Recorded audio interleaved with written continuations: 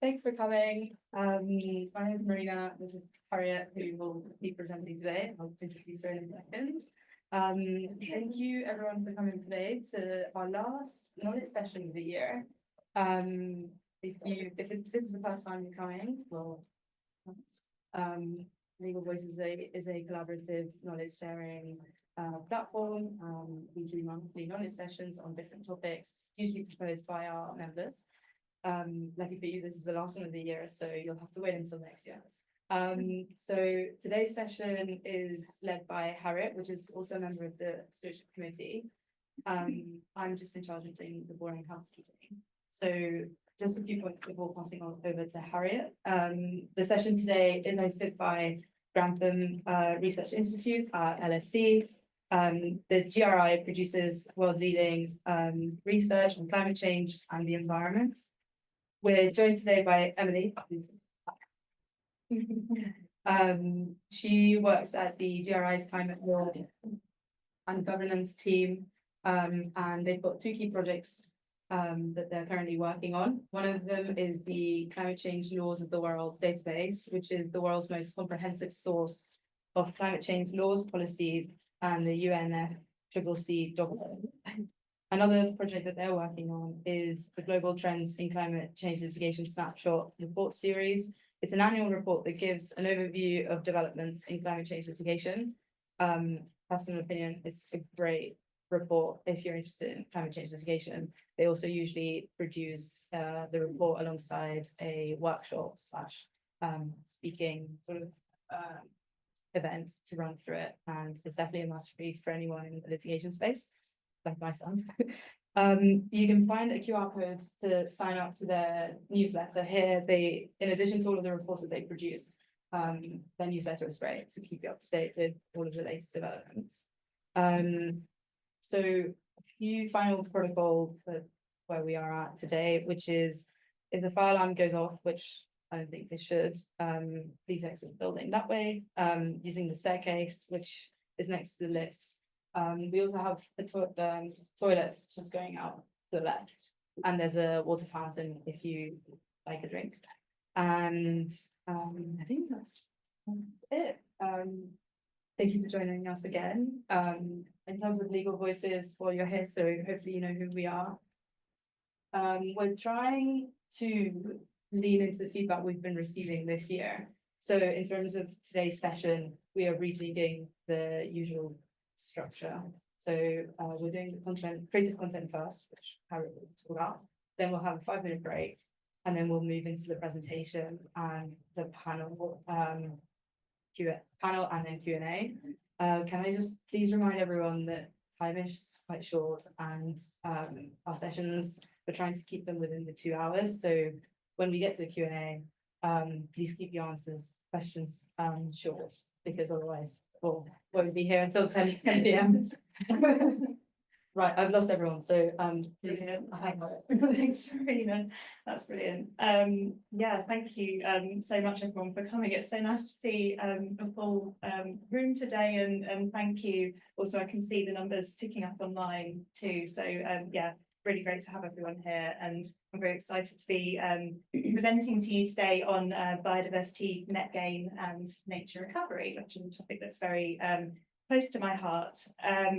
As Marina mentioned, I'm Harriet, and I'm on the Stewardship Committee for Legal Voices for the Future. I'm an environmental lawyer, but I actually trained and qualified in real estate when I was in private practice before this. So I think biodiversity net gain is something that has kind of fed into elements of my work over the years, and I have been following the developments in it this year with quite a lot of interest. But as Marina has just alluded to, we're going to start today's knowledge session with the creative content session. And for those of you who haven't been to a Legal Voices session before, this is essentially where we break out into small groups to discuss a piece of creative material that's been shared prior to the session. Don't worry if you haven't had a chance to look at it. It's very short, and I've got printouts in the room, and the email that you received earlier today should have attached a PDF of this. The creative content today is a 2-page short extract from the book, The Fight for Beauty, Our Path to a Better Future by Fiona Reynolds, and it was written in 2016. This is an absolutely fantastic read. It's about a recount of the history of how we've perceived beauty and fought to protect it over the last 2 centuries. And I'd really, really recommend it. The extract I've chosen is just an introductory 2 pages from the very beginning of the book, but it's very, very interesting. And I think it's a useful kind of precursor to us talking today about biodiversity net gain and placing a value on nature, and kind of talking about the more qualitative and beauty and difficulties with attaching that value to nature. So we have, I think, some facilitators dotted around the room. I don't know, do we have any facilitators in the room in person? Can you give me a wave? Okay, we have a few. So if I could please ask those of you in the room to gather yourselves around a facilitator. You should have copies of the creative content on kind of every other chair. So I'm hoping that it's easily accessible for you guys to have a look. I'll give you all kind of 10 minutes or so to group up into your groups, have a read through the content, and have a group discussion about how it makes you feel. If you need any kind of prompts, I've got some questions that I've left up on the board here. I wouldn't expect everyone to get through all of these. They're just some ideas as a springboard for discussion. She read the extract. And those of you who are joining us online, we'll be putting you into breakout rooms for this part of the session. So yeah, I think I'll leave you guys in the room to it, and we'll just organise the online attendees into breakout rooms now. Thank you so much, everyone. It sounds like there was plenty to talk about during that. And I wondered if anybody in the room to start with had any particular reflections that they would be interested in sharing with the group. If anyone discussed anything and had any particularly interesting points, it would be really fantastic to hear them. I don't want to volunteer anyone, but Sarah? Hi, I've got quite, yeah, actually for the people online. Yeah, for the online. Yeah, I'll just pass the mic. Hello, okay. So Laurie actually said that he has found legislation that mentions the word beauty, which came from the DRC, and was in the context of the public purchasing power and the preservation of beauty in the public interest. Wasn't defined as a concept. We then kind of moved on to other areas where beauty is mentioned in legislation and policy, and we talked about areas of natural beauty, outstanding natural beauty, and we weren't sure whether beauty in that context was defined.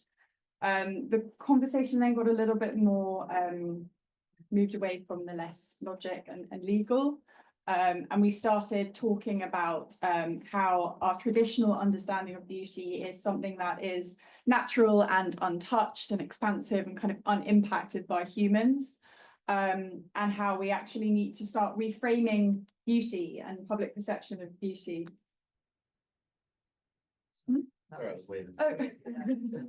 Public perception of beauty, particularly because the energy transition will need us to start building things on traditionally beautiful land like wind turbines and solar panels, and we need to start really investing in things like urban greening to reframe our traditional understanding of beauty.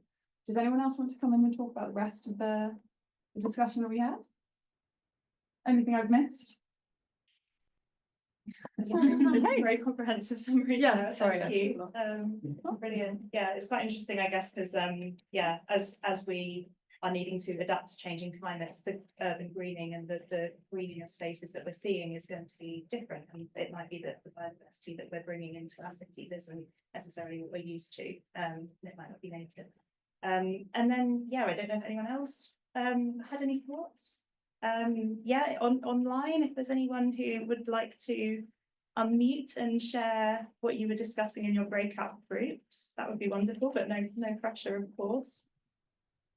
Can you hear me? Yes. Yeah, it's Hazel. So we talked a bit about beauty, and it's in the intangibles. It's headspace and getting out into nature, and possibly with the emotional connection. It could be when you see quite rare wildlife and those kinds of things.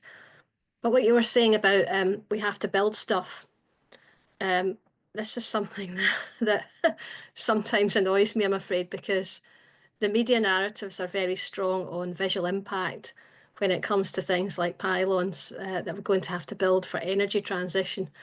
But why is it that the media narrative is so strong around that and net zero, and you don't get it so much when it's about other types of buildings that need to be built? So I would question that one a bit. Brilliant, thank you so much, Hazel. Yeah, super interesting discussions. And yeah, you raise a very valid point, I guess, about the differences in how we're kind of perceiving different buildings and infrastructure. Brilliant, okay. Anyone else in the room? Hi, this is Mingzi. Can everyone hear me? Yeah. So I think yeah, we touched on a lot of similar things that Sarah and Hazel mentioned about how, you know, beauty could be weaponized against renewable energy projects, and you know, it's quite an anthropocentric way of viewing things, because you know, the wilderness isn't necessarily beautiful for us to look at, right? You know, it just exists, it's on its own, it's all glory, and it doesn't need to be beautiful for that. But we also talked about how these concepts of B&G, ecosystem services, beauty, as you know, all of them might not fully encompass the importance of humanity's relationship to land. So I brought up, you know, Indigenous people's connection to the land and that knowledge system and worldviews, and thinking about what kinds of concepts, apart from beauty and apart from B&G or natural capital, could hold that relationship. So yeah. Brilliant, thanks, Lindsay. So, as we were discussing earlier, I am going to be leading this presentation on biodiversity net gain, nature recovery. And first of all, thank you for sharing the wonderful thoughts on the content before we started today. So this is going to be a short-ish presentation from me, as short as I can get it, covering quite a big topic, before I then pass over to our wonderful panel to get their thoughts and experiences on biodiversity net gain in their roles on the ground to date. So I'm really looking forward to talking to them and introducing them all to you, and very grateful that they're giving up their time for us today. But first up, I'm going to try and give you an introduction to the topic.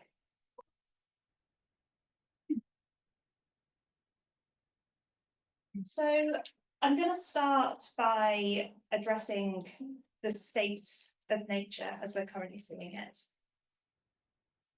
We are currently facing a lot of issues that are resulting in a decline of biodiversity and nature globally. The UN Environment Programme has listed 5 key drivers of biodiversity loss globally, and I've depicted these on the slide here. They are pollution, exploitation of natural resources, changes in land and sea use, invasive species, and climate change. And what these all have in common is that they are exacerbated or caused by human activity. And the UK is a particularly difficult and drastic case for this. We've lost nearly half of our biodiversity since the 70s, and we're sitting at the bottom 10% of the Natural History Museum's Biodiversity Intactness Index. That's in the bottom 10% of all countries globally. And that puts us last in the G7. And it essentially means that we're one of the most nature depleted countries in the world. And nature depletion, of course, has a lot of critical ramifications, both for wildlife and the intrinsic beauty of our landscapes that we were just discussing, but also ecosystem services and the value that nature is providing to us in terms of resources, food security, climate mitigation measures. So I think it's clear that we need to be doing something to reverse these trends. And so I've used the phrase nature recovery in the title for this knowledge session, and I've done so because I think it's gaining increasing traction. Nature recovery is subtly different, I think, to the conservation movement that has come traditionally before it. It's not only conserving what we've already got and what we currently have and stopping it from being further damaged. Nature recovery is also actually enhancing nature and building habitats back up. It's also, I've included as the second bullet here, species abundance. And I think maybe I should have really said overall species abundance, because I think this is something that is also thrown around a lot when we talk about nature recovery. It's fundamentally about increasing the abundance of all species rather than a focus on specific endangered species, for example, or particularly kind of charismatic species, apex predators, etc. We're looking at the ecosystem as a whole, all species in it, and how well it functions. And then I've also just noted here that it's not turning back the clock. I think the word recovery can kind of imply and suggest that we are trying to move back to a situation that we had historically with the exact kind of species distributions and biodiversity. In the context that we're working in, that's not really practical. And, you know, given changing land use pressures and the adverse effects of climate change, that's not really what nature recovery is necessarily about. I think it's fundamentally about this last bullet here, building resilient ecosystems and ecosystems which can adapt and thrive in change and function to benefit society and also wildlife and nature. And so we have this kind of drive towards nature recovery that we're seeing here, particularly in the UK. But then I just wanted to kind of delve into the legal framework that underpins that. And of course, the Environment Act is going to feature heavily in this presentation. I think this was a fundamentally important piece of legislation for nature and biodiversity and environmental improvement. While there were regimes existing before it, and I think some of which were kind of brought up in the group discussion earlier, this has set out for the first time legally binding targets on the government regarding biodiversity, including to halt species abundance loss by 2030, which is most relevant, I think, to what we're talking about today. There's also a requirement for the government to prepare environmental improvement plans brought in by the Environment Act. These are kind of intended to be rolling strategy plans that ensure that we are continuously reviewing and revising our targets, and they're becoming increasingly tight so that we continue to move on an upward trajectory with environmental improvement. And I've also just flagged up part 6 of the Environment Act on this slide. I want to just cover this because this is the nature and biodiversity part. And this is the part of the Act that relates to mandatory biodiversity net gain, which I will come on to explain in the next slide. This part 6 of the Act has a delay coming into the provisions, so the Secretary of State is able to elect dates and stagger the coming into force of the different provisions, which is why biodiversity net gain provisions within that have only actually come into effect this year, and some are still to come into effect. And you might have seen in the news that a lot has been happening this year on biodiversity net gain in the UK. And so I'm just going to try to kind of explain and summarise what biodiversity net gain actually is that is being brought in here. I just want to stress that this is quite I think biodiversity net gain and making it mandatory is quite a big change in approach. It's a requirement for new development in England to be nature positive.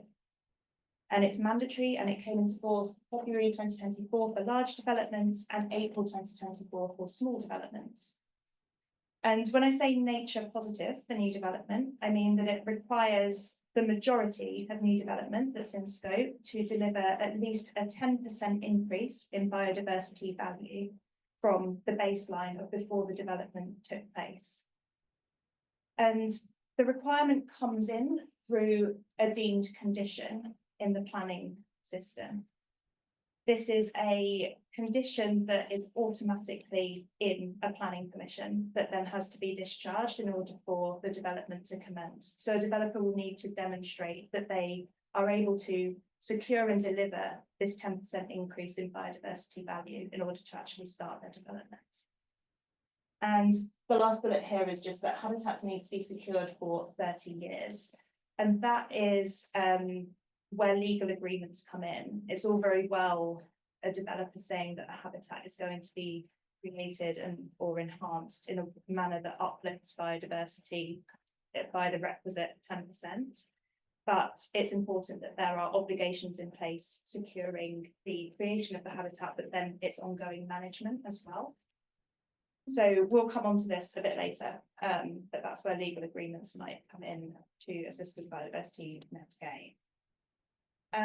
And I just wanted to, touch on the planning regimes that, given that I'm talking to a room mostly lawyers, I think, the planning regimes that are being changed by the Environment Act in order to bring in the biodiversity net gain requirement. The mandatory requirements for planning permissions in England were introduced by the Environment Act, which amends the Town and Country Planning Act, which is a key piece of planning legislation. And future amendments are going to be made next year to the Planning Act 2008, likely in November, I think, to introduce mandatory biodiversity net gain requirements for nationally significant infrastructure projects as well. So these are like power stations and highways and railways. And I've added at the bottom of the slide here local nature recovery strategies too. These are spatial strategies that are required under the Environment Act to be prepared by responsible authorities, and these are at the local authority level, setting priorities for nature recovery and mapping the focus locations for delivering nature enhancement and recovery. And I think these are quite important in terms of thinking bigger scale with habitat creation, thinking about corridors between habitats and trying to create something that's more meaningful for wildlife. And so I think it's all very well, you're a developer and you've bought a parcel of land and you have been granted planning permission with a deemed condition to develop this 10% net gain. But you need to ask 10% of what? What's the baseline that we're looking at? How do we actually value the biodiversity that's on a site to work out what the gain needs to be? And it kind of goes without saying, I guess, almost that it's very, very hard to value biodiversity. It's something that is naturally and intrinsically not interchangeable and very complicated and interwoven in habitats. So, but for BNG, we need to form a way of measuring it in standardized units for the regime to actually be able to operate. So there's a statutory biodiversity metric in place, which is the way of measuring biodiversity value for BNG purposes. And I've set out in the green box on the slide some of the factors that I think are quite key that go into this metric. And I just wanted to kind of focus in on these four. The first of which being size of habitat parcel, which is, I guess it's one of the more obvious ones in that if you've got a larger area of habitat that's being bulldozed for development, you of course need more biodiversity credits in order to achieve your gain and your 10% uplift on it. Distinctiveness is second on the list here. This relates to how rare, important or vulnerable a habitat is. So you might have, for an example, the UK has a number of more distinctive habitats, one of which is ancient woodland. And I think a way that I kind of conceptualize distinctiveness is how easily could the habitat be recreated if it were to be destroyed? How long has it taken to establish? How rare is it? How vulnerable is it? The third metric on there is condition. So this is how functional the habitat itself is. How well does it support biodiversity? It might be that you have a very distinctive rare habitat like an ancient woodland that is affected by invasive species or some of the other issues that we kind of discussed at the start of this presentation. It's been degraded, it's not been properly managed, and it's not able to sustain itself and sustain habitats well. And that would be a poor condition habitat, and that would lower the value. And then finally on here, I've got strategic significance. So this is where the local nature recovery strategies come into play. It's thinking about a habitat in the wider context of its surroundings, its location within the country, and what it joins up to. And so, yeah, it's an ambitious metric to try to put value on something that's by its nature very complicated. But then I guess if you come in and you have ecologists use this metric to value your land as a developer, you may end up with a very high value on it. And that would mean that your 10%, the delivery of your 10% gain from that baseline is going to be quite challenging. And the regime has different mechanisms by which it allows developers to deliver the gain. And I've listed the three here in order of their kind of priority under current government guidance. So a developer would first look to achieve the required 10% biodiversity net gain on site within their development redline. If they are not able to achieve the full 10% requirement in this manner, then they would move on to look elsewhere off-site to see if they're able to achieve it on land outside the development boundary that might be owned by them, or it might be owned by a third-party landowner. And thirdly, a last resort option, if a developer is not able to achieve the gains fully by on-site and off-site means, is government credits. And I think I'll just dive into these each in turn briefly. So for on-site, as I mentioned, this is where biodiversity is being enhanced, created, or restored actually within the red line boundary of a development. So I think I've kind of listed a few reasons that this might be positive for developers, in that they're retaining some control in terms of they own the land where the habitat is being created, so they're able to control how the biodiversity net gain obligations and the obligations to manage and maintain habitats are actually being fulfilled.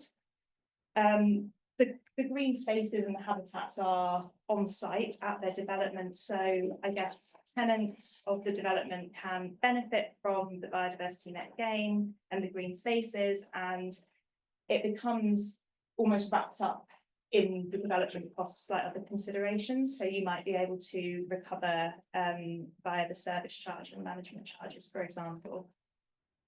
And as I've noted already, the exploring on-site options for gain is currently the first step under the guidance of the biodiversity hierarchy. So the idea behind this is that the best option is to restore biodiversity in situ, where you are destroying some of it to develop.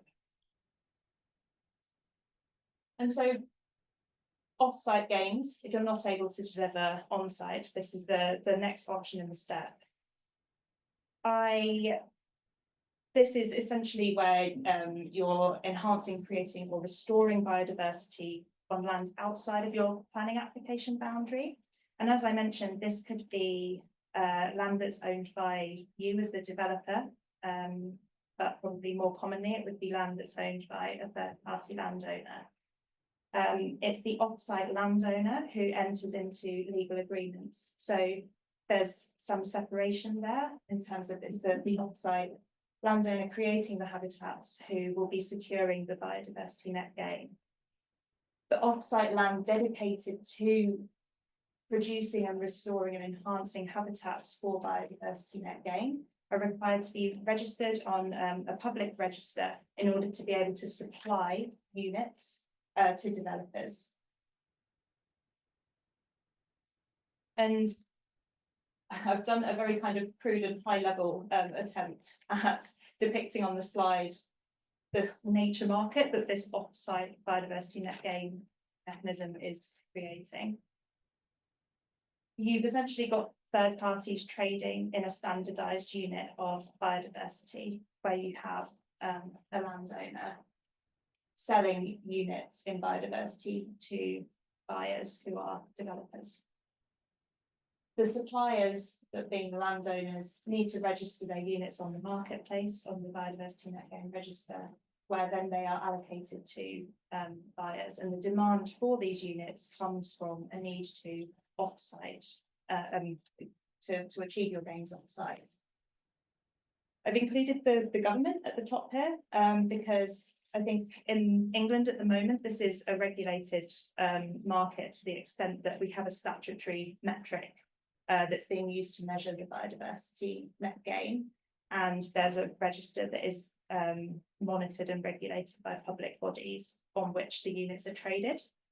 I think there's a level here, I guess, an attempt at assurance that the units are viable by having government involvement in the marketplace. But there isn't currently a government regulatory cap on the price of the units that are being traded. That's something that I guess will settle with time as this kind of develops further. And then at the bottom, we have people like the lawyers, intermediaries and supporting parties, private investors who might provide finance for habitat creation projects, insurers, lawyers, consultants, brokers, supporting on the buy side and supply side. And then third option I will just briefly touch on is the government credits option. This is, as I mentioned, a last resort. So a developer buying government credits to achieve the 10% required gain and discharge their condition in their planning permission would need to demonstrate that they haven't been able to achieve the gains on site or off site to be able to actually purchase these. And the pricing of these is set and fixed centrally by the government. And I'm going to touch on also how BNG can be legally secured, because I've mentioned this a couple of times in relation to the requirement that habitats need to be secured for more than 30 years to discharge the condition on BNG. The securing of the habitat creation and the habitat management for 30 years is done by way of two kind of legal agreements, legal obligations. So on the left here, I've got section 106 agreements, which are, I'm sure we'll come on to talk about them in the panel discussion, but these are planning agreements between landowners and local planning authorities. They've been around for quite a long time, so they're quite tried and tested. And their key feature that is helpful for the biodiversity net gain habitat purposes is that they bind present and future owners of the land. So you can't have a piece of land with a habitat that's been made on it being sold off to a third party who then decides, I don't want to partake in this, I will bulldoze the habitat that's being created and I will rip up the trees, etc. They, as a future owner of the land, will also be bound by the obligations in the section 106. And I think in conservation covenants have the same impact in that they will also bind both present and future owners of the land.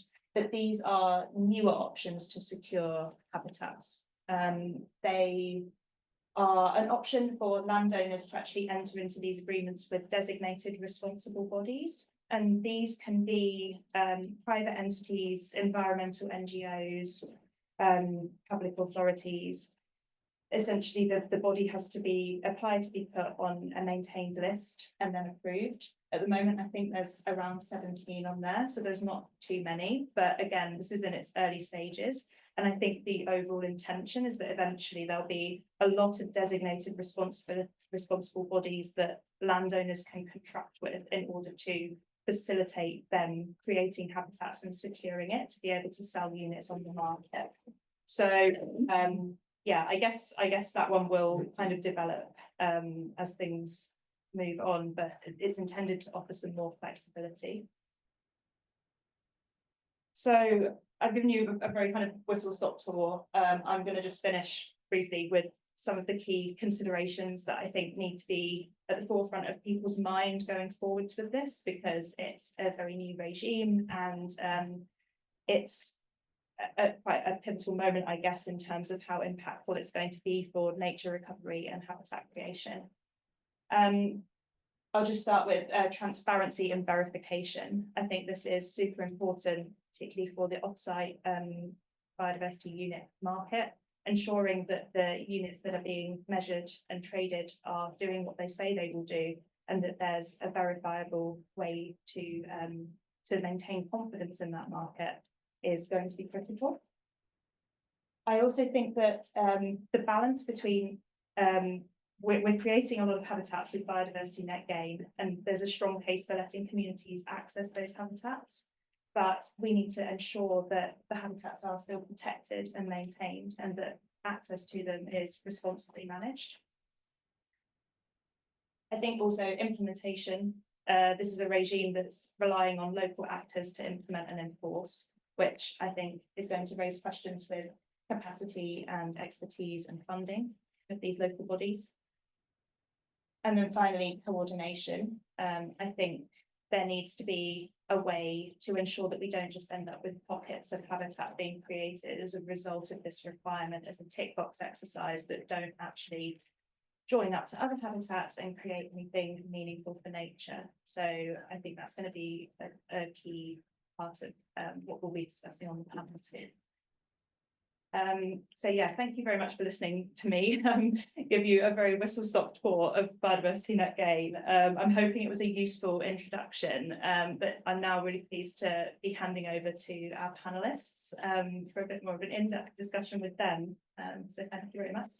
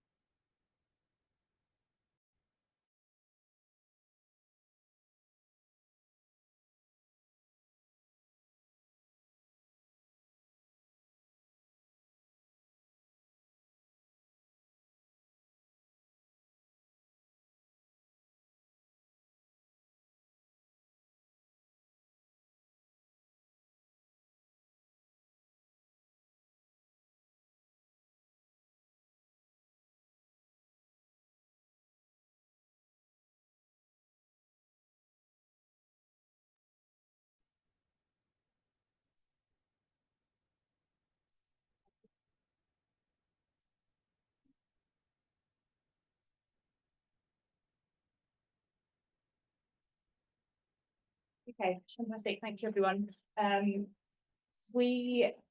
really excited to introduce the panelists for today's session on biodiversity net gain and nature recovery. So I will introduce the three that we have in the room first, and then move to Juliet, who's pinned on the screen behind and is joining us from Cornwall today. I think our train's got a bit waylaid by the storms, so thank you very much for joining us, Juliet. I will start by introducing Molly, who is on the right here, closest to me. Molly Biddell is head of natural capital at Knepp Estate, which is one of the UK's pioneering rewilding projects. She focuses on leveraging nature markets for Knepp, Wheel to Waves, and the River Adur landscape recovery project. She also works part-time at Hampton Estate, which is a family-run regenerative farming business in Surrey. And then next to Molly, we have Sgambellone. Izzy is an associate in CMS's planning team in London. She's been heavily involved in providing advice in relation to BNG, delivering training sessions and articles on the legal framework and the implications BNG has on developers. And then on screen behind, we have, oh, sorry, and Henry on the end there, sorry. We've got Henry Parkinson. Henry is in-house legal counsel at the Langley Abbey estate, where he heads up the Langley Abbey Environment Project. This is a developer-funded nature reserve spanning 600 acres of South Norfolk and the Broads, and they supply off-site BNG units. And prior to this, he was a planning lawyer in private practice. And behind on screen, we have Dr. Juliet Rose. Juliet has a background in ecological restoration and is head of the development at the Eden Project, where she works on BNG projects and activities to improve community nature connection. Juliet is also a nature guardian on the board of Faith in Nature, which is the first company to appoint nature to their board. So brilliant. Thank you so much, all of you guys, for joining us today. Really great to have you here.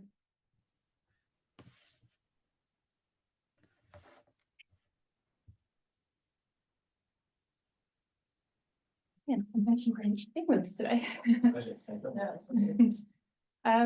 I hope that Juliet can hear okay. Are you listening? All good, Harriet, thank you. Thank you very much. So I guess, yeah, I mean, it's incredible introducing you all. You've all got absolutely incredible CVs and experience, and you're involved in so many really exciting projects. So I think I firstly just wanted to ask Molly, Henry and Juliet in turn about some of the projects that they're working on.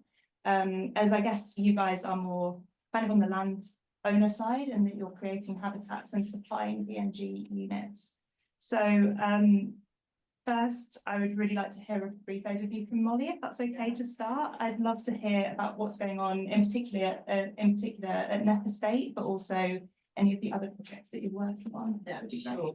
Can everyone hear me all right? Is that okay? Cool. Okay, sweet. So yeah, well, I'll tell you about Knepp. So Knepp has become a well-known nature recovery project. The story of Knepp is the story of a failing farm 25 years ago. Wasn't making money, it was an arable and it was in dairy. The owners were struggling, I mean, we were losing money basically, which is actually the case with a lot of farming. Losing money, time to do something radical, decided to basically do the first lowland Britain rewilding project. And rewilding is a word that gets a lot of stick. What do we actually mean by rewilding? Our definition of rewilding is process-led nature restoration. So as you were saying, Harriet, it's not like conservation. It's about allowing natural processes to dictate what the landscape looks like.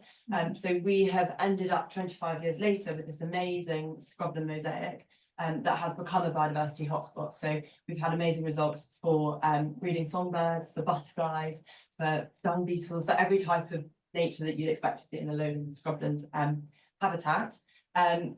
Some really cool things about Knepp. One thing is that you would not choose to locate a nature recovery project 10 miles from Gatwick, but that is where Knepp is. So yeah, so it's very close. It's right in the middle of the southeast of England, which is a super fragmented, very busy landscape. And yet we've proven that we can restore nature really rapidly. Over the case of 25 years, it's gone from a very boring, not particularly exciting, failing farm to an amazingly abundant nature-filled rewilding project, which is fantastic. One of the other reasons we did it, which is what I pointed to at the start, is because we were losing money as a farm. We now make money as a rewilding business. We make money primarily through ecotourism. And I say we make money, we don't make loads of money, we're still pretty stretched. And that is where things like BNG come in. So from my perspective, I'm not a conservationist, I'm not intelligent enough to be an ecologist, I'm very much in the kind of farmer business world. And the reason why I think things like Biodiversity Net Gain are so exciting is because they start to make the business case for nature recovery, which you'd be amazed how many land managers would love to be told that they could get paid to do nature recovery, because that's what they'd love to do, but all we've ever been paid for is producing calories and producing as many calories as we can and feasting the land by doing it. So at Knepp, I'm delivering a habitat bank, Biodiversity Net Gain habitat bank.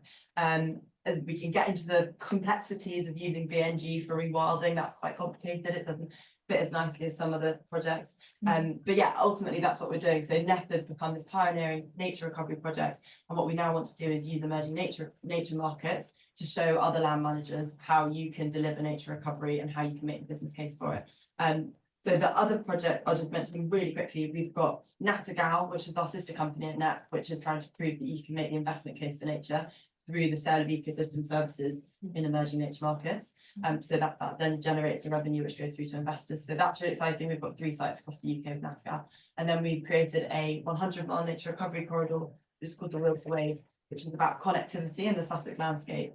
And it's thinking through how do you start to pull environmentally minded land managers together so that we're thinking in a connected, non-siloed way, but also talking about smaller pockets of green space, so gardens, sort of public areas of green space, schools, and pulling those all together into a nature corridor that also talks about community and people, sustainable tourism, etc., etc. And my role there is to try and understand, okay, cool, this all sounds great. What's the business case for it? Do we issue a green bond? What does that look like? Can we pull together all the BNG units that we could deliver across this landscape to start to make the business case for restoring the landscape? And within that is the River Recovery Project, which again, similarly, it's actually a government-backed project called Landscape Recovery, which is a new government scheme that came in a few years ago, pulls together 27 land managers to fix a very, very broken river system. And it's so exciting working in this space because it's the one space where you actually can deliver solutions. So we're going, okay, the river's pretty screwed at the moment, but this is how we can fix it. This is how we're going to fix it. And again, we're now looking at, okay, so can we use BNG as a way to facilitate the revenue that we need to fix it? So that is the sort of thing we're looking at in the space as well. Yeah. No, it's so interesting. I think, yeah, I love in particular we are to waves and looking at the kind of corridors and connectivity. I think, yeah, bringing that in the landscape strategies that we're looking at on local but also national scales. So yeah, fantastic. It all sounds very exciting. I don't know how we have time to do it all really. And I guess, yeah, I'll move on to Henry, because we've also got an incredibly exciting project at your end, which is the Langley Abbey Environment Project. I'd love if you could give us a brief overview and introduce that to everyone. Thanks, Harriet. Yeah, of course, difficult to follow such an iconic project with Knepp, but yeah, we're at the start of hopefully some exciting development at Langley Abbey. We are, as Harriet mentioned earlier, located in South Norfolk and Broads. We are a 250-hectare estate that is focusing its efforts on 3 key objectives. So increasing biodiversity, improving water quality, and reducing carbon emissions. We're about 80% arable to 20% grazing marsh, rush pasture, reed beds, fen, wet woodlands, carr. So we're looking to not only enhance those habitats, and most of you will be familiar with some pretty distinctive and certainly iconic habitats in the Broads. So enhance those, but also complement that enhancement with creation across the arable. So we have sort of scrub creation taking place, meadow restoration, new hedgerows being planted,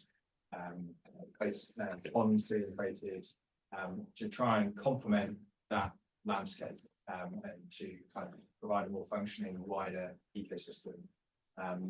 We have a really fantastic opportunity at Langley Abbey, given our location. We're proximate to some fantastic habitats that exist already. We have within a 10-kilometre sort of radius of the estate 2,500 hectares of triple SI, and a big chunk of that is the Mid-Year National Nature Reserve that lies the other side of the River Yare to us. So for all of us, that river is a barrier, but like we were saying there, in terms of landscape, connectivity, corridors, the river is very much that for a lot of the kind of bird species and invertebrates that call the Broads. So we see ourselves as a developer-funded nature reserve. That's because, like Molly, we are a habitat bank provider. We're registered on the Biodiversity Gain site. So we offer developers an opportunity to purchase units from Langley Abbey, invest that into a project that is effectively a kind of 250-hectare extension onto the Mid-Yare. And in doing that, we really hope to embody those law principles of bigger, better, and more effective. Yeah, that's fascinating. And it's really interesting to, yeah, exciting, I think, to hear about the sorts of projects that Biodiversity Net Gain can actually fund, and having this system in place by which, you know, developers are able to actually fund nature creation.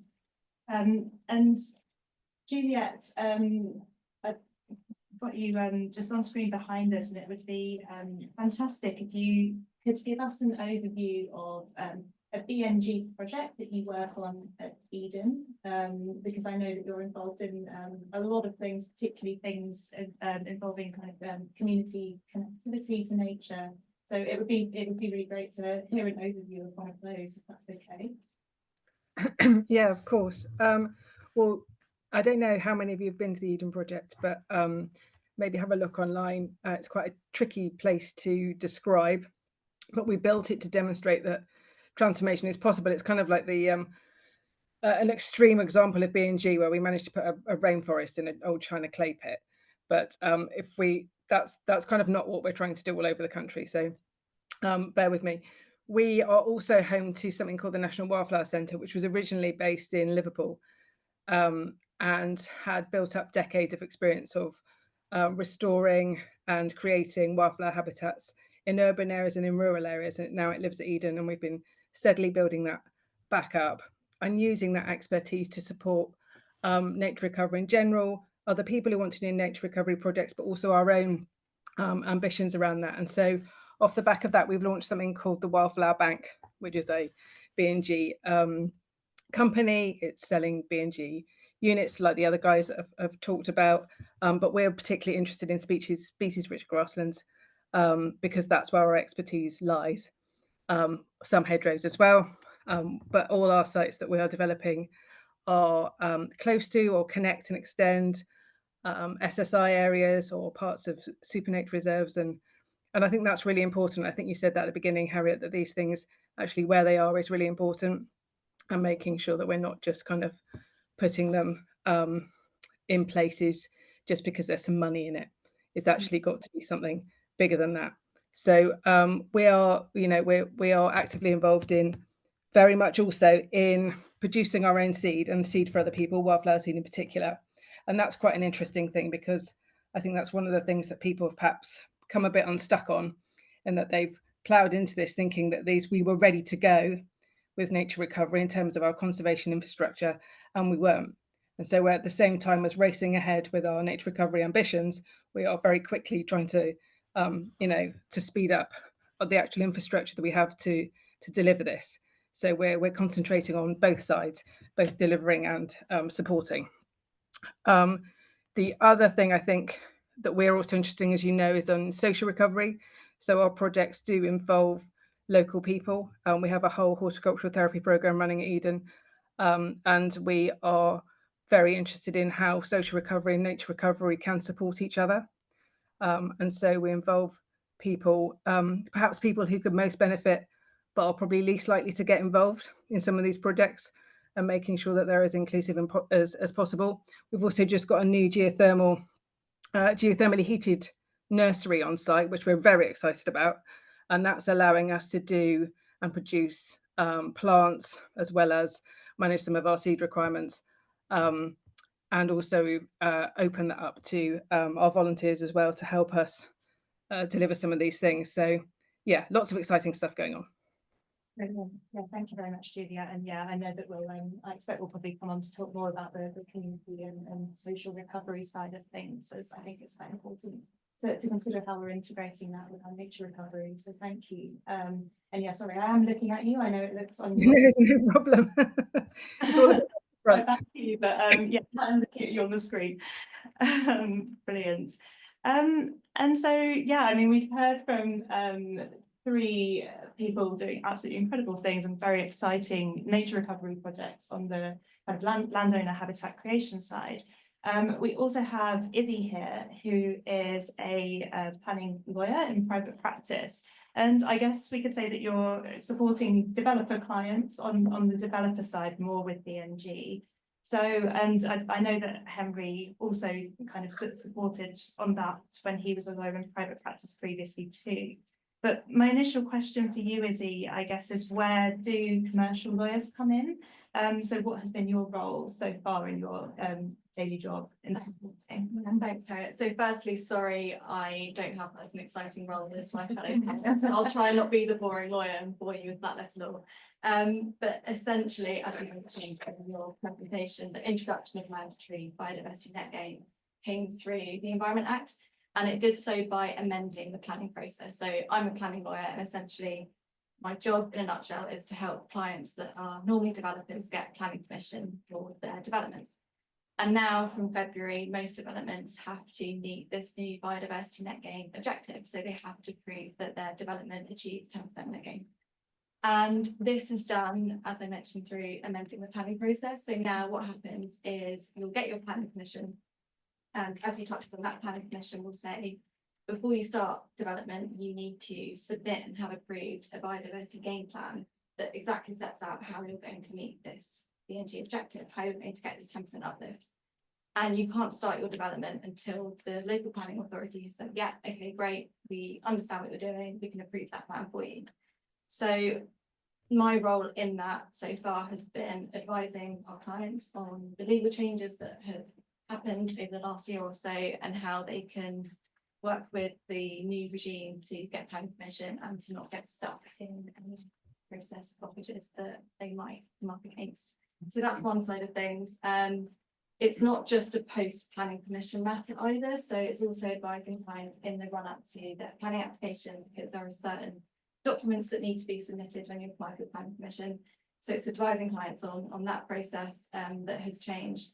And the other side of things is working on the legal agreements to legally secure the BNG for 30 years. So that's a Section 106 agreements, spatial governance.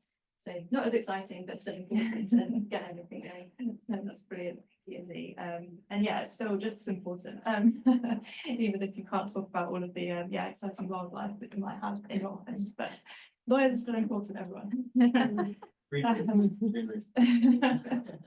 And bees. And so I guess, yeah, it's great to kind of hear, I think, about everything that's going on the ground, and you guys are achieving so much. And the system, I think, of biodiversity net gain and the mandatory net gain requirement that's come in, I think is it's quite a big change, it's quite a new change, it's quite a fundamental shift in how we're seeing development and how nature is able to be financed. So I guess I wanted to kind of start with high level questions. I think I'd like to hear what you see as the key opportunities for biodiversity net gain as a regime. And I mean, we might have touched on some of them already. I guess I'd probably direct this at Molly and Izzy, and feel free to jump in though. I'm sure that all of you would have input, but I could start with Molly. Yeah, sure. So I think I said that, and I'm definitely looking at this from a land perspective. We know that we need to recover nature, but we need an incentive to do that. And the gap for funding for nature recovery is huge in the UK at the moment. It's like 6 billion annually to hit all of our nature-related targets. So for me, BNG is really exciting because it provides that business case to allow you to recover nature on your land.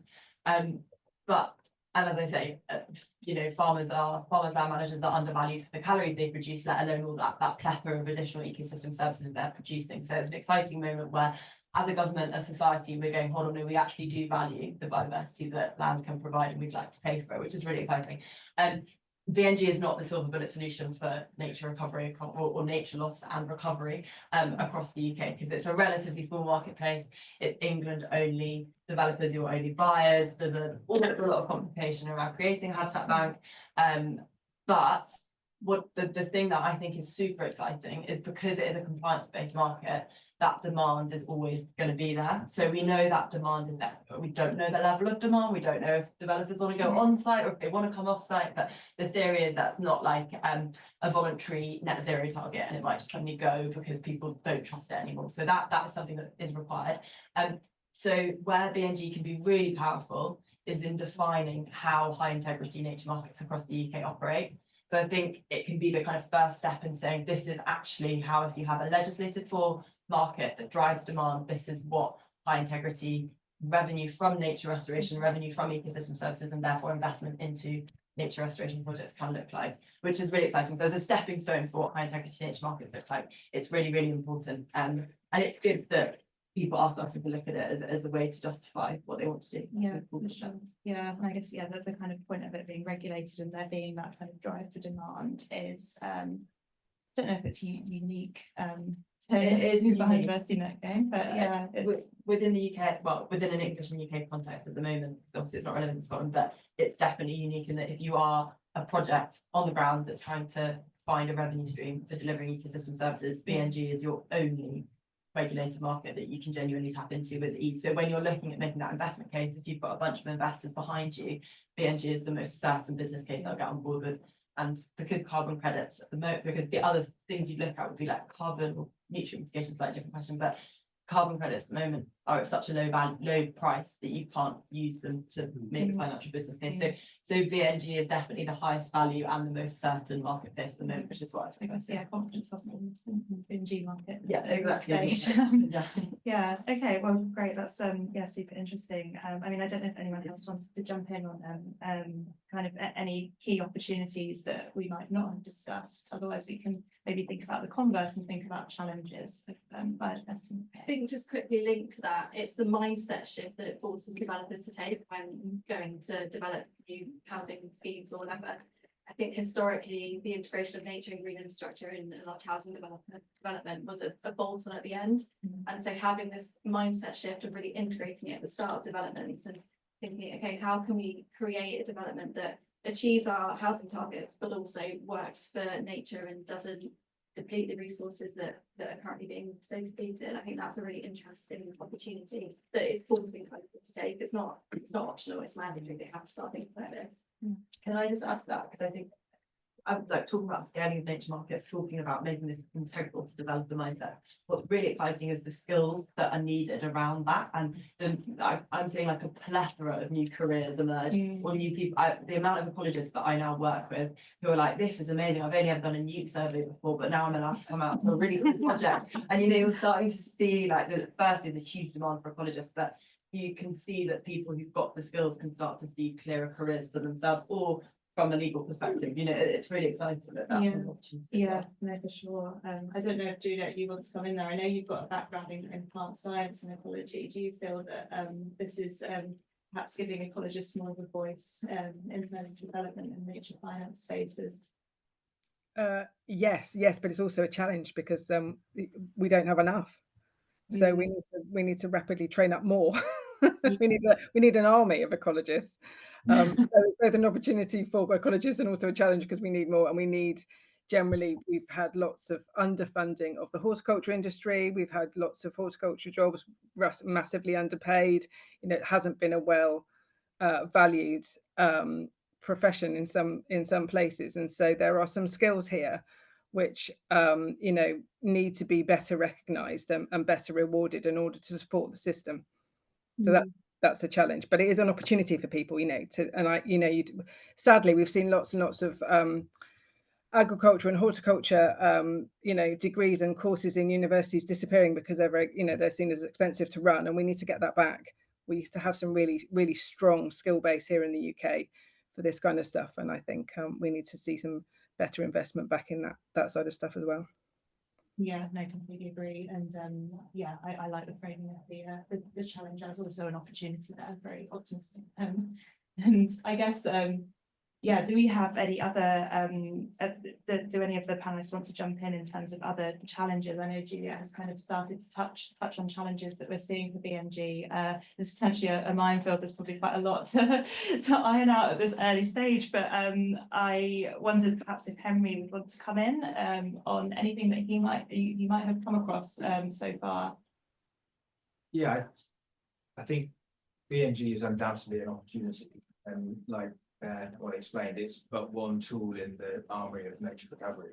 But what really excited me back in 2019 when it kind of first crossed my desk was that through being a compliance market, it is a way of kind of compulsorily getting private sector finance into nature restoration. And that's the opportunity that it presents. And I guess the biggest challenge, my biggest concern is that we don't realise that opportunity. And I think we have to be very strategic and in the way that we look at BNG delivery. A practical challenge is the actual creation, establishment, maintenance of habitats, particularly those that are on site and are compromised by adjacent land uses and potentially being managed by organisations that don't have the skill sets. But that's it. That's the challenge for me, is we don't seize it. I think it becomes more of a sort of compliance exercise rather than an opportunity to actually break that status quo. You were talking earlier about, you know, nature recovery versus conservation. Conservation has been dominated by really fantastic charitable and philanthropic efforts, but it's continued us on the trajectory of species loss that we've been on for decades. So we need something to break that status quo. BNG is a fantastic tool in doing that. Yeah, for sure. Yeah, super interesting. And I think that kind of, it almost segues into a further question that I wanted to ask, which is the kind of prioritization hierarchy that we're seeing here in the regime itself. So I think I touched in my presentation on this idea that a developer needs to try to achieve the gains on site at the development as a first step, and only if that can't be achieved, you would look elsewhere and go to the off-site gains market. I think I'm quite interested to hear from your guys' perspective how you think that dynamic plays out in the off-site gain market as landowners, and I guess, is it impacting demand for off-site credits that we're seeing here, and is there a case for this on-site recovery taking precedence, or should we be looking to divert more developer investment into off-site? Don't know who wants to take that one first. It's a useful way, and I can take over a couple more moments of time. That's a concern for me, is that we don't utilise this opportunity to get that finance into ambitious landscape scale, strategically located projects that can deliver something much more meaningful than well-intentioned on-site creation. And it's not black and white. And in answer to the sort of second element of that question, is there a space for on-site creation and delivery? Absolutely, absolutely. But I think that the way that the biodiversity hierarchy is worded, I think it's both beneficial and challenging, because of course the first thing we should be doing if we're looking at nature recovery is avoiding impacts to high and very high distinctiveness habitats. I mean, that's fundamental. Mitigate impacts to medium distinctiveness, sure, that's an important thing to do too. But then if you're looking at low distinctiveness habitats, it's not necessarily the most impactful way of actually generating species recovery on focusing those efforts within the development side. Yes, you should look at, you know, is there an opportunity to connect by the landscape, or opportunities to be a stepping stone? But we know through years of experience and through documents like the State of Nature report from 2010 that we need to be doing things bigger, better, and more connected, and off-site projects are undoubtedly the best one.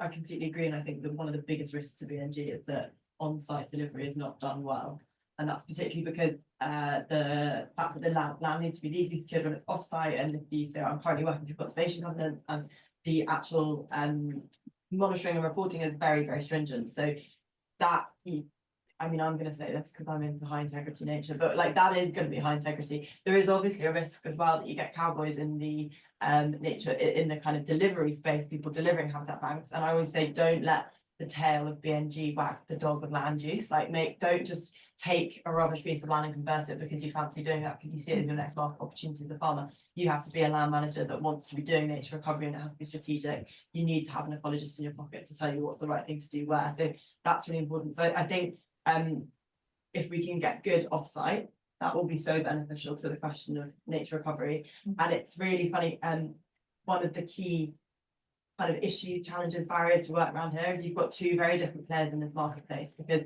BNG for a developer is totally a compliance issue. It's like a tick box thing that they just want to get off their desk.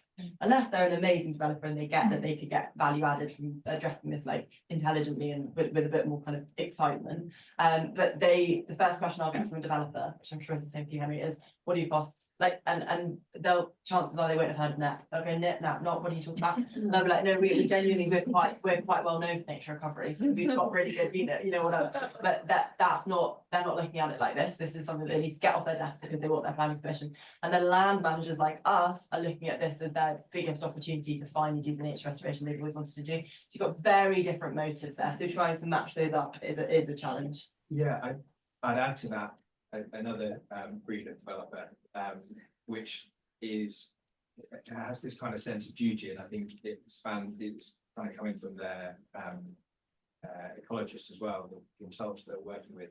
It's this kind of idea that whether it's the biodiversity hierarchy or something else, there's this sense of duty that you should deliver on site. Yeah. And if you can't achieve BNG on site, it's failure. And it's a bit of this sort of preoccupation, and it leads to some ludicrous designs, scheme designs, where these tiny fragments of habitat are being incorporated. They've got absolutely no relativity to adjacent habitats. They're going to serve nothing in the way of enforcement, and they will cost the developer more than purchasing off-site units. You know, it's often small sites, and yeah, the cost of securing these habitats through a 106 agreement and an HMB, because of course they're often medium distinctiveness habitats. They're achieving 10% BNG, so you know most LPAs would want to see that secured. It becomes far more expensive than purchasing off-site units, and that's before you even look at the kind of ecological benefits of aggregating those small sums of cash and delivering stuff. Yeah, no, that's very interesting. I think the kind of relationship between on-site and off-site is it's set out in a very black and white way, I feel, at the moment in guidance. And yeah, I'm not sure that they're necessarily it necessarily works to have a step-by-step approach in that way. It's clearly not black and white. And I think I'm just conscious of time and I want to get through as many of these questions as possible. So I guess I would like to kind of move on to a question around the kind of legal agreements, I think, that are underpinning habitat creation. We are a room probably mostly full of lawyers in here, so I'm sure people are interested to hear about how these agreements work and are drafted. I think I would firstly like to ask Izzy and I guess also Henry about Section 106 agreements. I know, Henry, I think you entered into your first Section 106 recently for Langley Abbey Environment Project. So I think I'd like to ask if you've got any tips on how to draft a good Section 106 agreement, if there are any kind of sticking points of negotiation in those. Yeah, I mean, so just to give you a broad background of Section 106 agreements, they're essentially planning obligation agreements that are often entered into between developers or landowners and council to secure various planning obligations.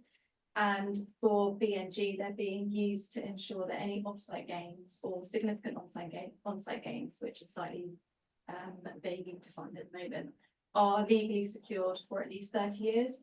So they're often entered into when you've got offsite gains between the landowner that's producing the habitat gains and the local planning authority who will enforce that those gains are done, carried out and maintained and managed for at least 30 years. I don't know if you want to touch on the key sticking points and recent experience. Get CMS to do it for you.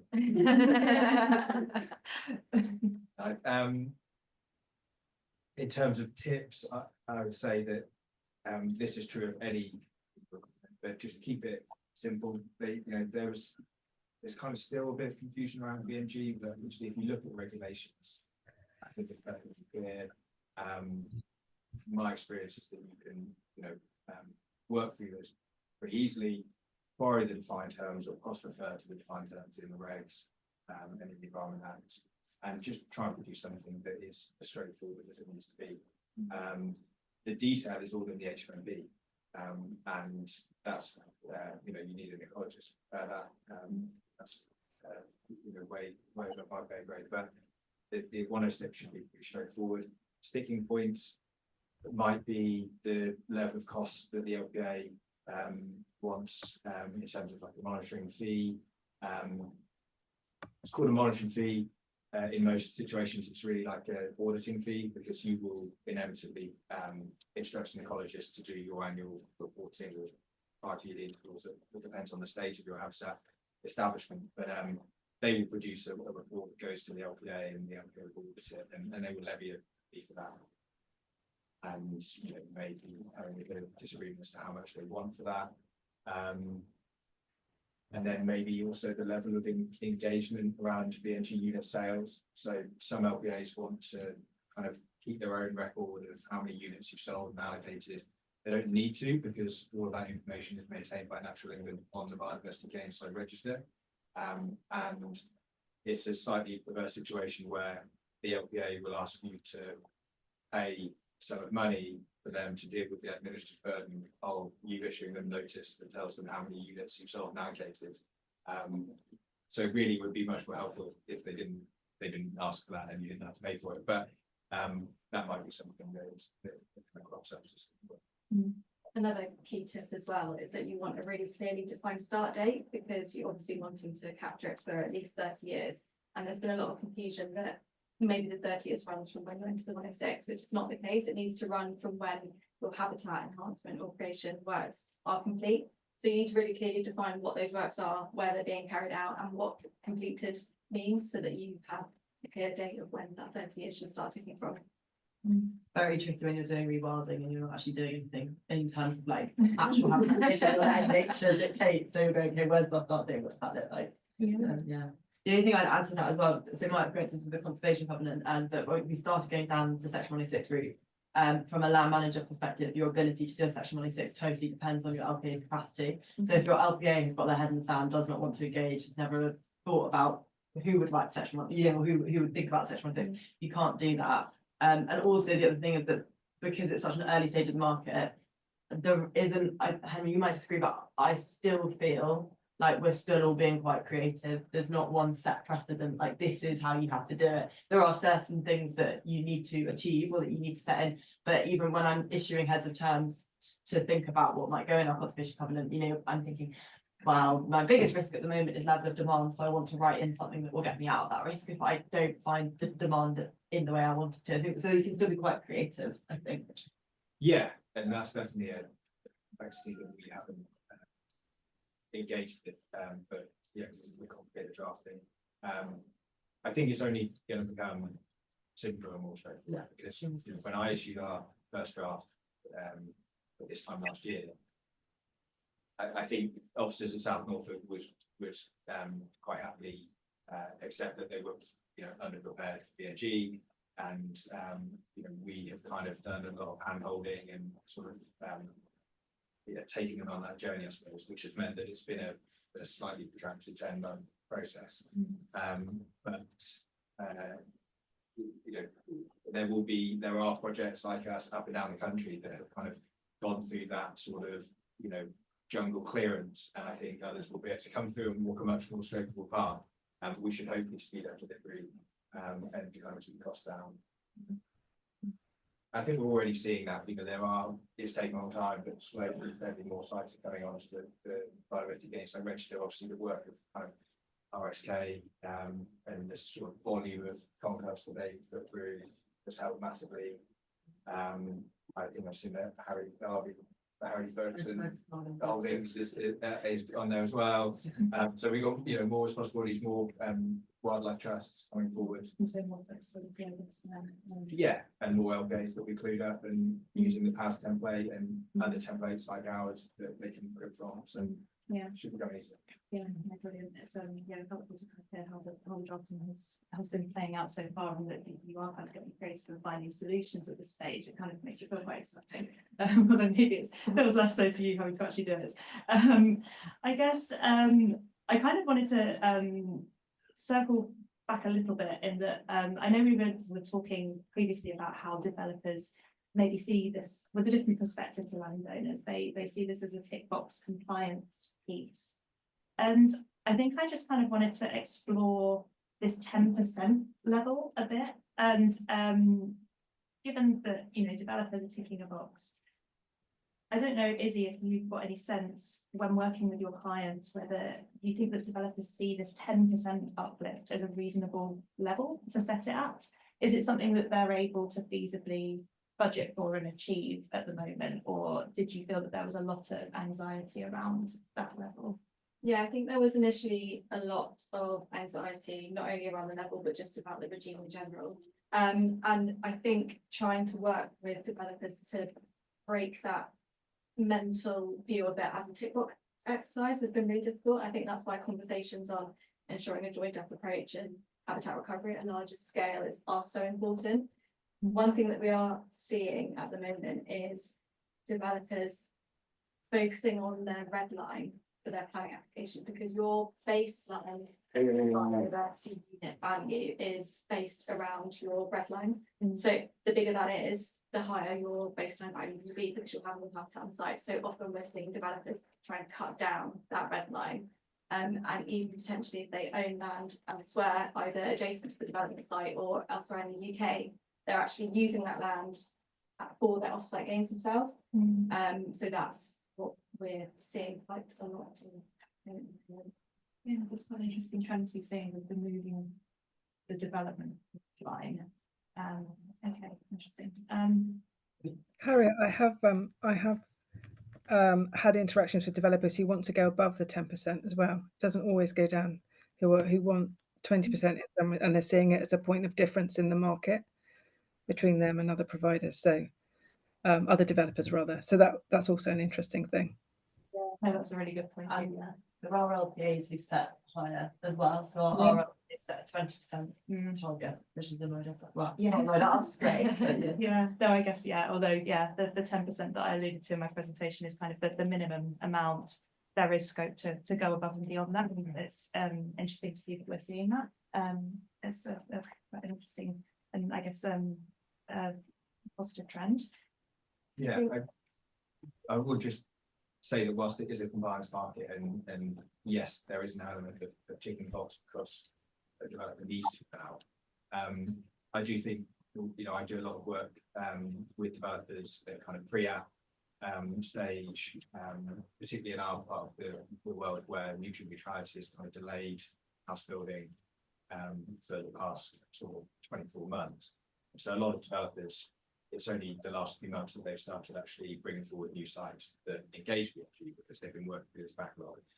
So we do a lot of work with developers looking at how they can integrate our units into their development. And I think there is a genuine excitement knowing that they are contributing to something that is exciting and is ambitious and is in the right place. So yes, they're purchasing a unit to tick a box, but there is that kind of desire to contribute to something. Whether that would take place if there wasn't a compliance market behind it, who knows? Probably for some of the developers that Juliet's referring to, certainly not across the board, because these are businesses that have to deal with viability and bottom lines. But there is that sort of positive aspect of investing in something that they know they can't deliver because they don't have the skill set, the land, the size, but they know they can contribute to them. Yeah, thanks. That's really super interesting. And I wanted to kind of, I guess, ask a question now just on bigger picture. I think we were mentioning social recovery earlier, particularly with your job role, Juliet.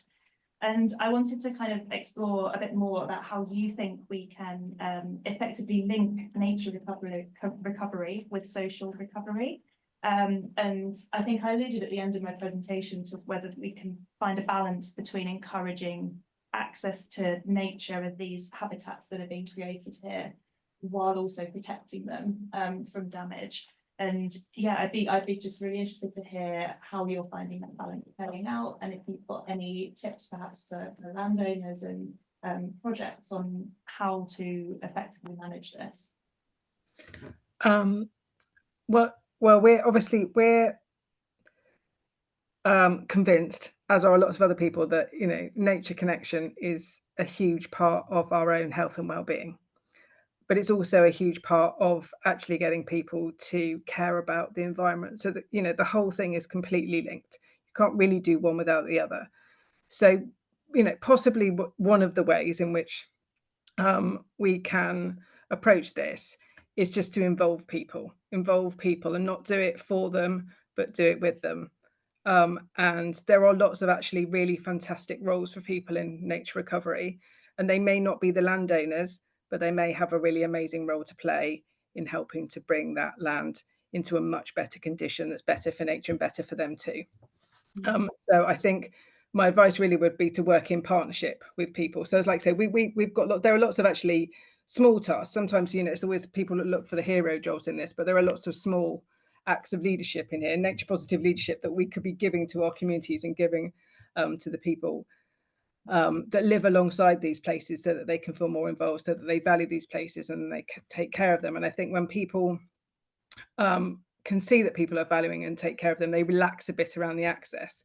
The problem we have is there's always this tension between disturbance, isn't there, and access, and protection and conservation, and opening things up to people. And there probably will always be some of that. And I think there's been some issues around some of our protected areas. If you look at some of the issues that local nature reserves and things have to deal with, it is tough. It is tough when you open up places to people. Sometimes it's really difficult. But I always think it's a balance, and I still think the way of maintaining that is to help involve people. There are lots of, like I say, there are lots of great jobs, whether it is helping to grow things, helping to manage things, helping to monitor things. Nature recovery is really hard. It takes a lot of effort and a lot of time, and you can be standing there in the mud and the rain one day, you can be clearing stuff out, and nature right now really needs people. It needs effort. It can't all just be done by one person in a tractor. That's not going to happen. So I think the best way of doing it, as I say, is to involve people, but I think that does need a bit of careful curation, and it needs people with the skills, not just to do the nature recovery, but the skills to be able to share those nature recovery jobs with other people. That's not an easy thing either. So we do need our therapeutic horticulturalists, we need our conservation horticulturalists, we need our farmers, we need our ecologists, and we need people. But there is loads of opportunity there. Thanks so much, Juliet. I think I'm going to just ask one last question so that we're able to open up to the audience for Q&A without overrunning too much.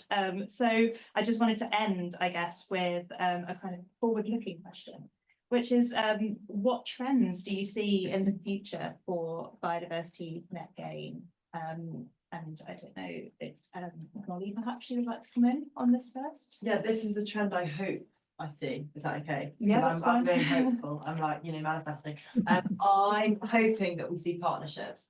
So we haven't yet, because we're not ready to, but I haven't yet got a partner for our BNG for the 2 habitat balance I'm delivering.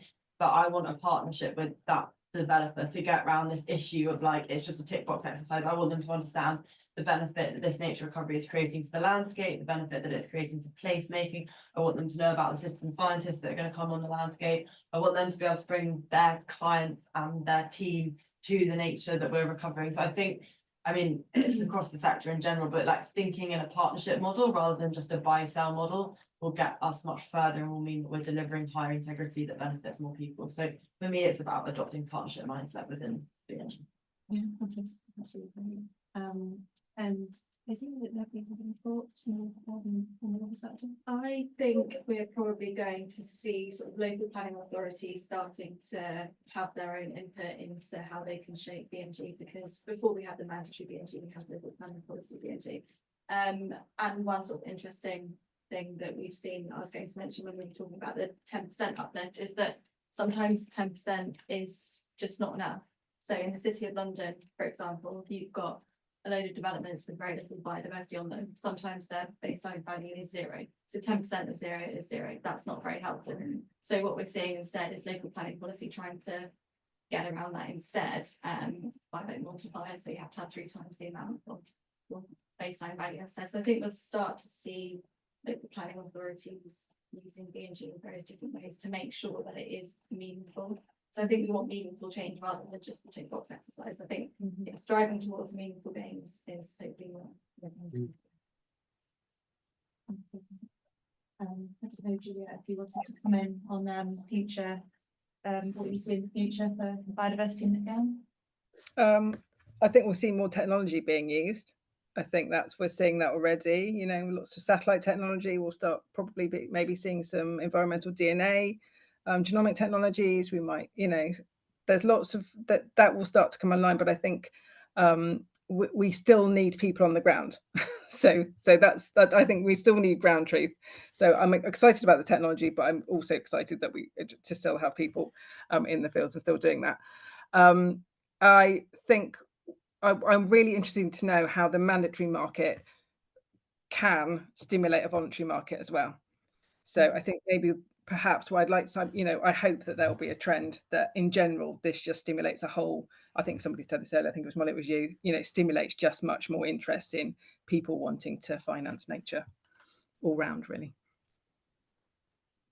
Thank you, Juliet. And Henry, did you want to come in at all on this? I think from a landowner perspective, from an offsite perspective, we probably see people looking at BNG as but a tool in their armory, because there's been a lot of focus on it. It's the headline, you know, it's the kind of big shiny thing from the Environment Act. And you've got the local nature recovery strategies that are being prepared across the country, and they're so intrinsically linked to BNG that you've got all of these different organisations, private landowners, the NGOs, developers, everybody's thinking about talking about BNG, but actually there are many other ways to achieve nature recovery. And from a landowner perspective, you know, we've seen SFI come forward with an extended range of options, sustainable finance incentive, higher payment rates. You've still got the countryside stewardship route. You've got landscape recovery projects like Wheel to Waves that Molly's involved in. There are many different ways to achieve it, and I think BNG will perhaps stop being seen as the silver bullet, particularly for those sort of difficult damp corners. I have so many landowners come up to me saying, love what you're doing at Langley Abbey, can you help me sort of BNG this damp corner of my farm? And it's kind of, that's not what we're doing at Langley Abbey. You know, there's an SFI option that will help you there massively. That's your, you know, that's what you should do. And so yeah, I think BNG will become less of a headline thing, but play its part. Yeah, no, brilliant. It's yeah, great to see kind of how you guys are looking forwards into the future, given that this is in its infancy at this stage, and it's still at such an exciting moment where we don't quite know what's going to happen. I think we have time to take Q&A from the audience. If anyone has any questions for our incredible panelists after hearing them through. Oh, we got a lot of hands. Okay. Sorry. Is there one? Okay. I might just start. Yes.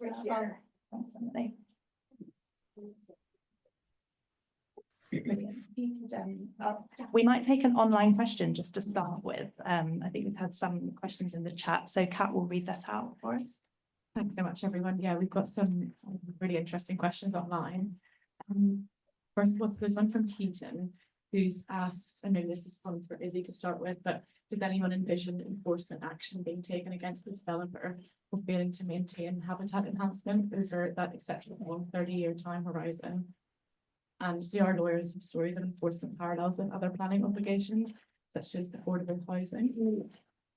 Yeah, that's an interesting question. I mean, hopefully not in the sense that hopefully there won't be any breaches, but hopefully if there are breaches, there will be enforcement action. But that comes down to ultimately lack of planning resource in local planning authorities to actually monitor whether or not there has been a breach in the first place.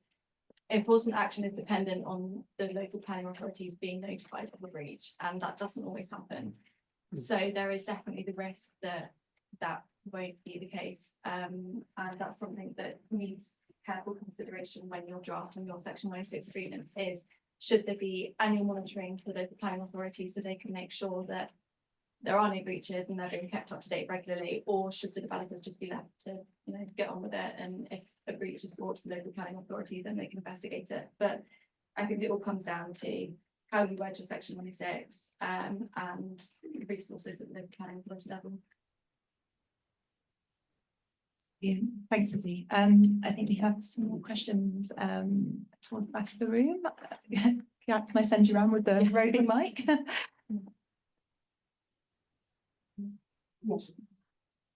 Yes, hi everyone. Thank you for telling us all about the fascinating work you do. Super interesting.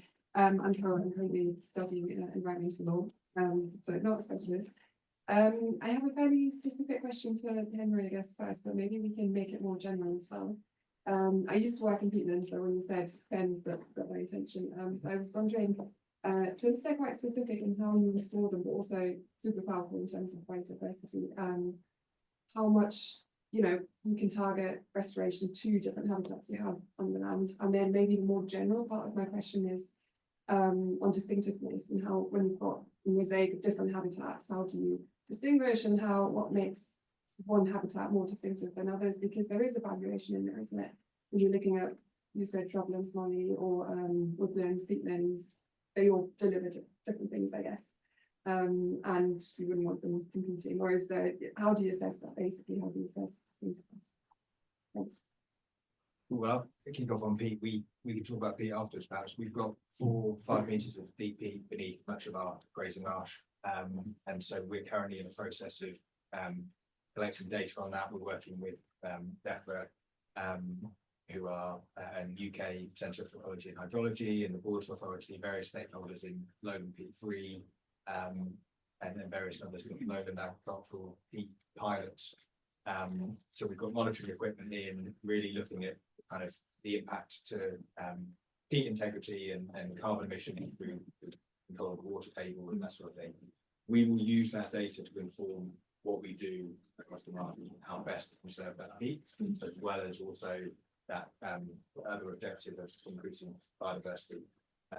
And to sort of oversimplify it, we can hold a higher water table, we'll conserve the peat, we'll also encourage more of a kind of fen community at the surface, which is going to be more distinctive than the kind of modified grassland that you see throughout much of the valley or located. But it's absolutely with peat, perhaps more than any other existing habitat, is worth making sure that you're delivering something that is ecologically coherent and sensible and not damaging that. You wouldn't go plant woodland upon peat soils, for example, because you're obviously going to contribute towards the drying out instead. On your question of distinctiveness, so we haven't really touched on this. One of the big flaws of BNG is that the DEFRA metric, which is the statutory metric, just uses habitat as a proxy for biodiversity, which is obviously deeply flawed, because just because you've got the habitat doesn't necessarily mean that you've got the species that you might associate with that habitat. So like in the habitat banks I'm doing, we're also doing additional levels of monitoring, because we want to see that the species, the species that can fly and crawl and however they're getting onto that landscape are actually reaching that landscape alongside the habitat. On distinctive, so that's like initially, you know, you can see it as flawed from that perspective in terms of how it monitors or measures biodiversity. The distinctiveness level is baked into the metric. So actually, when you have an ecologist out to come and A, baseline your landscape, and B, predict what you can create, the only two things they're really measuring is they're saying, okay, this is the habitat type, whatever it is, like species rich grassland, calcareous grassland, whatever, peat, and then they will also say the condition that it currently is, and that's based upon this incredibly, I've been out with ecologists and done condition scores, it's like the most complex chart of indicators, it's incredible. So you work out the condition, and then they say, and we think based upon, you're really at the whim of the ecologist. So they say, you're currently this condition, we think based upon how skilled we think you are, like what we think this landscape can do, what historically this landscape has done, we think you can achieve this type of habitat of this condition, and that then tells you kind of like the level of distinctiveness that you'll end up achieving. So it's all baked into the metric. So this is one reason why you really are trusting your ecologist, and you do need lots of good ecologists to help us with work the metric through. And yeah, my simplification of the metric in the presentation was definitely very simplified. There's a lot of complexity that goes into that, as you can hear. I think also linked to that, just quickly, there might be a misconception that if you're developing on the green belt, your habitat score might be incredibly distinctive and you'll have to, produce a load of biodiversity net gain to achieve your 10%.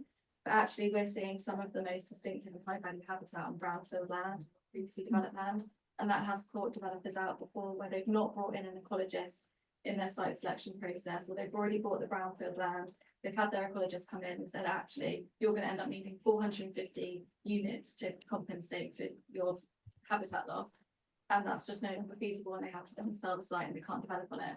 So yeah, that's linked into get your ecologist on site early for a developer, because you might be bought out by what habitat is actually valuable.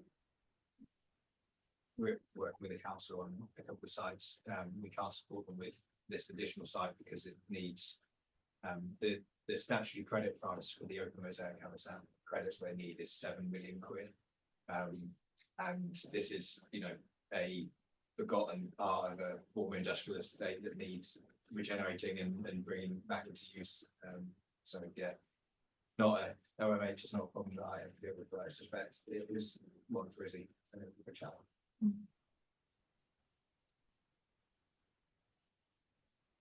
Should we think,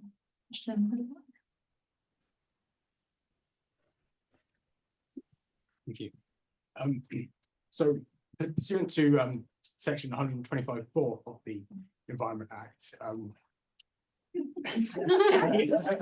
I know, okay, but it's one of the situations in English law where exemplary damages are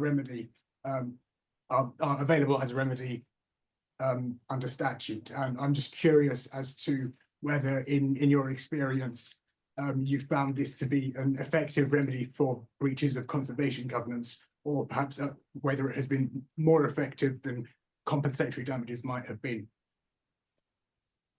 as a deterrent. I am not probably going to be able to give you a good answer to that question. I've not really dealt with any damages for conservation covenants. I think that we're currently seeing more section 96 agreements rather than conservation covenants being used and enforcement action being the route rather than damages. So sorry, that's not a very good answer to your question, I'm afraid. I hope we haven't seen any damage. Yeah, I was going to say Any breach of the Concast. I mean, they're in their infancy. Yeah, they're very much in their infancy. The conservation covenant for BNG specifically, I mean, we only had about 7 responsible bodies that you could sign a conservation covenant with until a couple of weeks ago, and we suddenly got another 10. So they're very, I mean, I don't even, there's probably only a few sites on the register that conservation covenant signed, so it wouldn't have been tested yet. But there are also conservation covenants that have existed previous to BNG that have been in use for a long time through responsible bodies like Natural England always been able to, and Historic England as well, and that's where they use the model for the BNG conservation covenant. So there's probably historical kind of like backing as to what happened previously to them. I think something's got to go really wrong for you to be in breach of your 106 or your Concast. Yeah. Because they should be drafted in such a way that it's about how do we ensure that this will be delivered, and you've got to obviously preempt certain challenges, and clearly climate change is an ever increasing and certain challenge that we're all going to have to face, but that you should have an adaptive management plan that sets out different procedures that you could take and gives an element of discretion to the landowner and the ecologist to kind of follow whichever path is right in that moment to reach the end goal, because we're all working towards the same end goal. I think also just to give the kind of like the rewilding take on this. So initially in that we were really skeptical as to whether you could use BNG in a process-led nature restoration project, aka rewilding, because we were like, well, you can't, because the BNG by its definition, you're saying we're starting with this and we're ending with this. Now, the whole reason it became known is because we started with X, we never knew what we'd create, we still don't know what we'll create, but we have managed to use the metric enough to, with adaptive management and kind of like using agility and put within our HMMP, which Henry mentioned, which is your habitat management and monitoring plan, you kind of embed enough agility within it that it's going to be able to deal with the fact that we actually want nature to dictate what this landscape should look like, not us, because nature seems to be a bit more intelligent than us, shock. And so, yeah, you can work with it. But one thing we have to do with that is we have to not be overly ambitious. So what we found with all of our projects is we're not saying we're 100% going to create this incredibly high distinctiveness, high condition habitat, because that's like putting us into a very risky condition situation. So we just say we're pretty certain we'll be able to achieve these habitats to this condition. And actually, that's the ecologist that usually guides you and says, "Whoa, steady, you're not going to be able to do that." So yeah, that's the way to do it. And I think I'm conscious of time, and perhaps we could take one or two more questions in the room. And we do have a pub booked for after this session, and there might be a chance to kind of discuss further and ask more questions after we wrap up here. Hello. I'm not a lawyer, so put that out first. But I was wondering, I don't know if you sort of did just touch on that a little bit, but I was wondering about also with the start date, like functional piece of land from an ecological perspective. It's not just there already. Like if you decide you're going to build it, it might take 10 to 15 years to get to that point. So I'm wondering if a credit is like forward looking, like in 10 years it will be worth this much, or if it's related to what it is now, and if that's going to create a bit of a time lag, and we're going to have like all these credits out there but none of them are actually of high integrity because it's what's reliant in the future. Yeah, thanks. That's probably one of the extra bits of complexity in the metric that Harriet, for good reason, didn't sort of dive into in the presentation. There is built into the metric a sort of time to target condition, which factors in that kind of difficulty around how long it will take for certain habitat to establish. And there's also a difficulty multiplier as well. So how difficult is it to actually establish that? And the more distinctive the habitat, the more difficult typically is to create. The start date that Izzy's referenced in terms of 106 drafting, I think you have to be very clear about. It's very easy when you talk about habitat creation. So you're taking, say, an arable crop-field and you're creating a grassland meadow on that. Your creation is your sort of application of seed, right? It's that initial capital works that creates that habitat, and it then takes 10, 12, 15 years to establish. It becomes a bit more nuanced when you're looking at habitat enhancement, particularly where that enhancement is kind of a series of different measures that take place at different times of the year, and it's not as if one of them is kind of the slam dunk enhancement measure, they kind of all contribute towards one another. That's where you have to have good drafting in your HMP and a good understanding with your LPA or your responsible body to make sure that you're aligned in terms of what needs to be done and when your start date can be agreed. The good thing on that, what I was quite pleased about, is the fact that they allowed the provision that you can say the start date is when you stop doing something, and that was relatively new. So for example, for us, it's going to be stopping an equine license, which currently leads to a very overgrazed paddock. And so by saying we're stopping that license, we're proving that we're therefore starting the process of rewilding. So yeah, there's flexibility. Yeah, it's interesting to hear about the kind of the difficulties with the start date and rewilding. I was going to pick up on this earlier. It's an aspect that I haven't thought about before. I think we'll take one more question and then I think we're going to have to wrap up. I'm really sorry to those who we didn't manage to get to. Thank you. I'm Laurie. I'm from Mishcon. I just want to kind of piggyback on the last question there, which was, I thought, a really key point, that you're sort of selling something that doesn't exist yet, right? It's the gain that you're selling. And coming at this sort of as a complete outsider, it looks like the perfect market for a fraudster, right? You're coming into this and you're selling something on the promise of future gain, and perhaps in 10 years' time or 30 years' time, nobody will be around to check and to make sure you've delivered on those commitments. So I'm wondering to what extent the legal structure takes account of that problem. So, for example, the price that you receive for the credit, is that paid on an ongoing basis? Is it an ongoing cash flow to the business, or is it a one-off payment that you bank and then you just deliver the reports for the next 30 years? If you could just sort of elucidate the business model a little bit and its guardrails against fraud, that would be great. Yeah, straight away, that's it, done. There's no precedent on how you receive the money, and that is one of the big barriers at the moment in terms of getting deals over the lines, because there's like that then opens up questions around how you account for it. Is this income or is this capital? What does that do for an accounting structure? And all of those questions are kind of like yet to have precedent set. So everyone that's doing it is going, okay, well, we're going to do it this way because we think we can justify it as this. In terms of there's definitely every conversation I've had around saying you're ring fencing the level of money that you need to actually deliver those habitat enhancements, creation, whatever it is, so that if you've received that income up front. But there's also a high chance that because the demand isn't necessarily for a one-off full sale or full purchase of all those units, there's a likelihood that you might actually operate as a bank and you might sell over time as demand increases. So then how do you work the money through that, and again, lots of like looking at, you're going to be keeping some of that money ring fenced so that whatever happens, you know, you can deliver. What was the other thing I think? I think that is where the strength of this legal securement is so important, because you are effectively selling a promise to deliver, and that is why I like the model of a conservation covenant.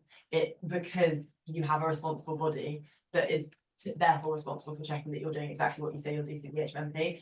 And if anything, like the monitoring and the kind of authenticating that responsible body does is incredibly rigorous, but they're setting that different responsible bodies and setting out different terms at the moment. So the responsible body that I'm working with at the moment, they are a charity set up for high integrity nature restoration. So what their terms that they've given us within the conservation covenant are like a whole load of monitoring that's going to cost an awful lot, but it's very, very regular. And it's a much higher cost, but it feels like therefore we can sit back and say this is high integrity and we will deliver it. So I think it's up to the strength of that legal agreement, but those legal agreements are slightly different. But it's a very wishy-washy answer. So there's nothing, I wouldn't say there's anything that's like set in place to say that's absolutely going to happen. That's why all of us operating within the marketplace are trying to raise the level to make sure it's at a high integrity level. It is also baited planning system, and leave easy to talk about the details, but the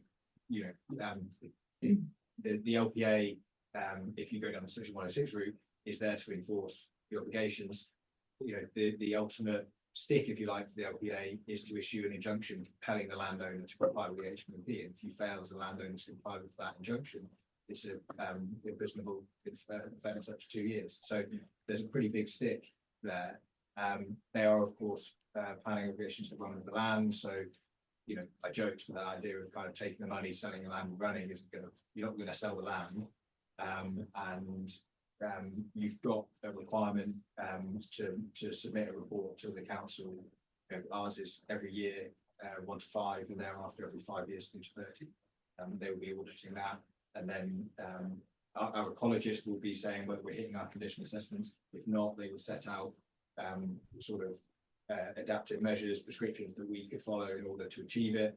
Council will kind of audit that, verify it, contribute their own recommendations, and then we work towards achieving it. The planning system is there to ensure that it is delivered, and that's what separates BNG from other natural capital market opportunity. It is fundamentally there, kind of enshrined in law, and it has. When did they?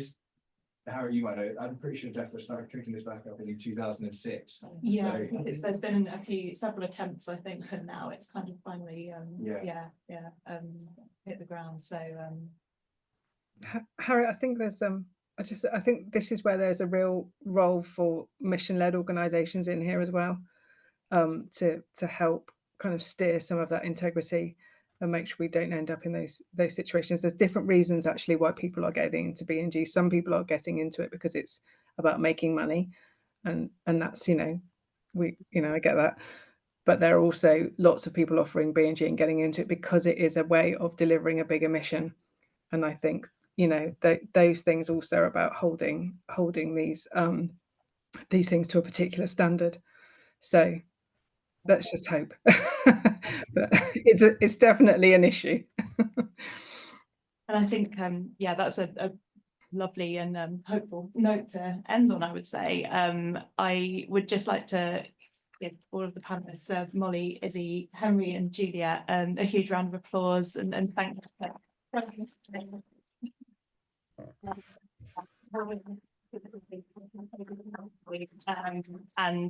I'm sorry that we didn't quite get to everybody's questions. We had a lot of engagement in the room, but I'm sure that if you have any further questions for the panelists, might be willing to follow up with you afterwards, or yeah, send them via LVF and we can forward them on for you.